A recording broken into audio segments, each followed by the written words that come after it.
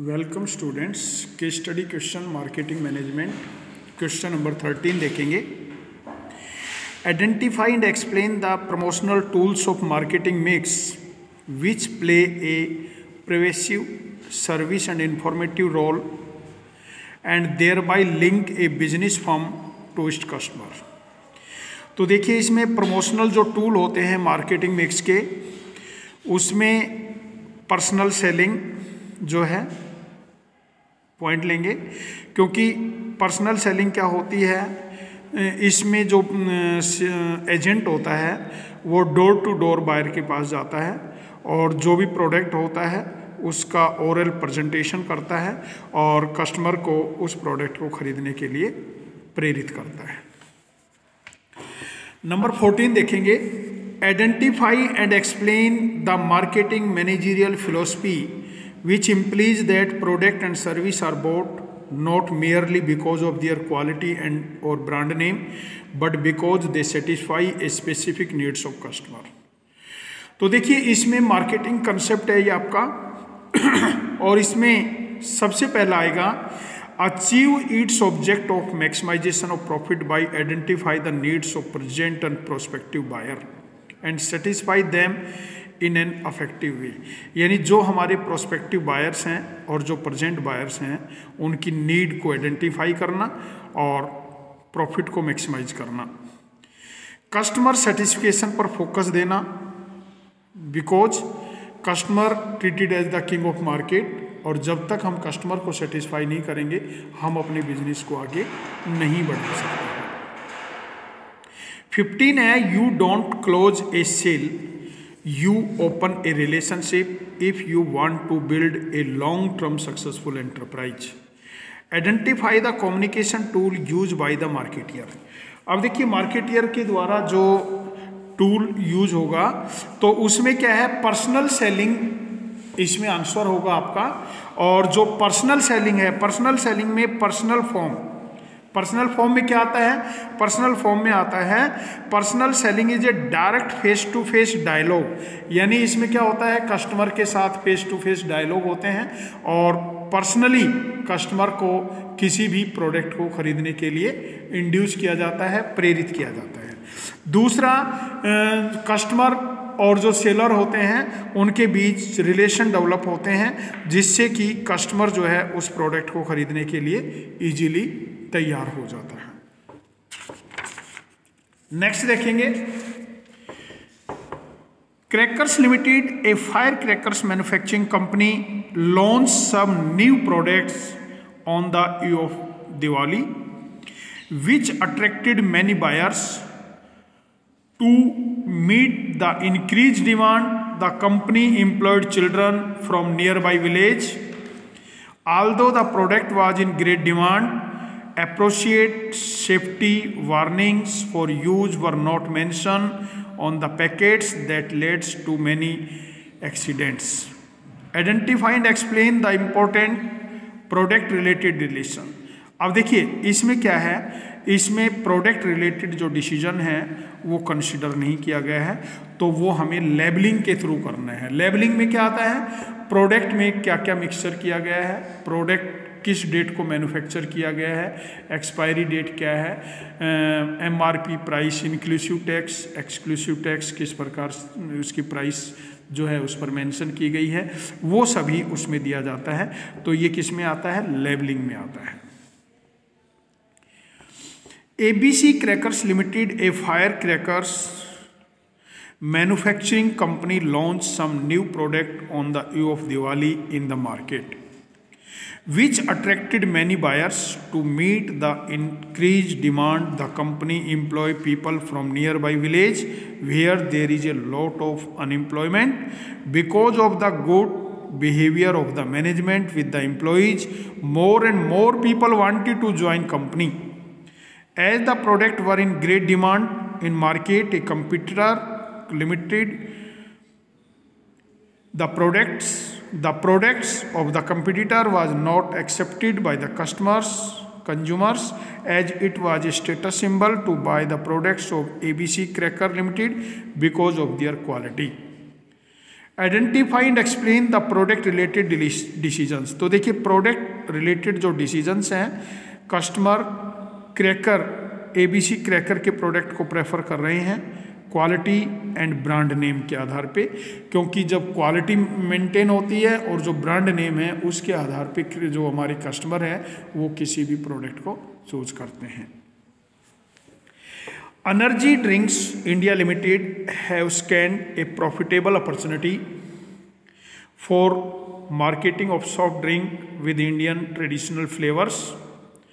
The company want to market its product in India and in neighboring countries. A board meeting of the company was held on 14th December 2016, wherein the marketing manager was asked to give a presentation to develop this marketing offering.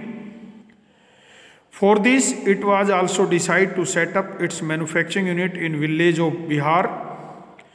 This will not only help in the development of the village but will also provide employment to the youth of that village. The marketing manager chose a combination of variables to prepare its market offering. He used a set of marketing tools that firm will use to pursue its marketing objective in the target market. तो देखिए इसमें name and state the concept of marketing use by the marketing manager. तो इसमें marketing mix आएगा। Marketing mix में क्या होता है, मार्केटिंग मिक्स में combination of variable chosen by the firm to prepare its market offering. Market mix एक combination होता है, 4 कंपोनेंट्स होते हैं उसमें, which constitute a core of company market efforts.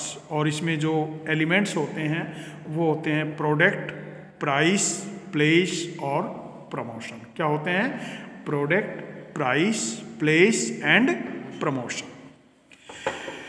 Branding adds to cost, to the cost of packaging, labelling, legal protection and promotions. However it provides several advantages to the sellers as well as consumers. Do you agree? State any 3 reasons in support of your answer. देखिए जो brand है वो cost को add करता है, cost of packing, labelling, legal protection, promotional behaviour. It provide several advantages to the seller as well as customer. तो देखिए customer को भी फायदा है, सेलर को भी फायदा है। और क्वेश्चन पूछा है कि क्या आप इससे एग्री हैं, तो आपने आंसर देना है यस, आई एम एग्री।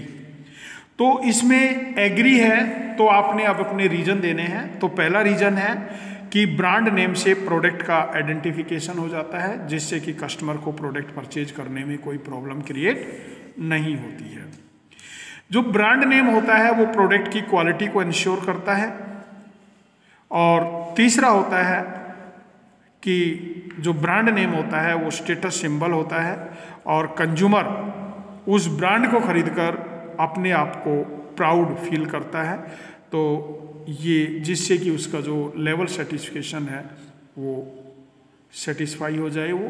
तो इसमें क्या होता है कि जो ब्रांड है कॉस्ट को बढ़ाता है, लेकिन उससे बेनिफिट भी होते हैं, सेलर को भी होते हैं और कंज्यूमर्स को भी बेनिफिट होते हैं। Name and state the process that is used by the producer when he want to market his product by the name other than its generic name. Also state any 2 terms. तो देखिए branding, brand में आता है और इसमें क्या आता है, ब्रांड जो होता है एक ए नेम, साइन, सिंबल और सम कॉम्बिनेशन होते हैं ये ब्रांड नेम में, जिस नाम से उसको बोला जाता है। ब्रांड मार्क जो एक सिंबल होता है जिसको हम रिकग्नाइज कर सकते हैं, और ट्रेडमार्क एक लीगल प्रोटेक्शन होता है ब्रांड नेम के साथ, जिससे कि कोई दूसरा प्रोड्यूसर उसी प्रकार का जो प्रोडक्शन है वो प्रोड्यूस नहीं कर सकता है। 21 देखेंगे।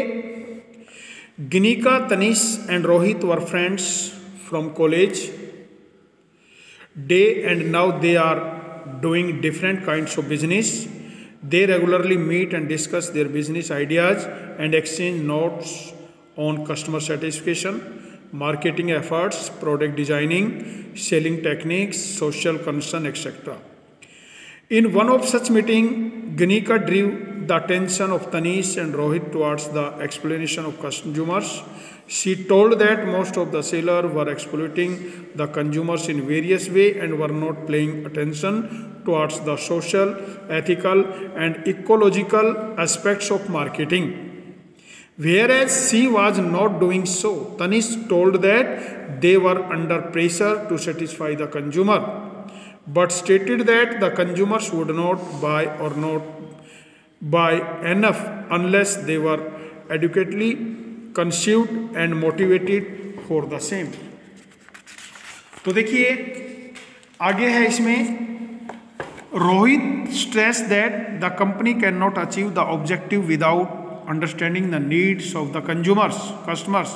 It was the duty of the businessman to keep consumer satisfied in mind because business is run by the resource made available to them by the society.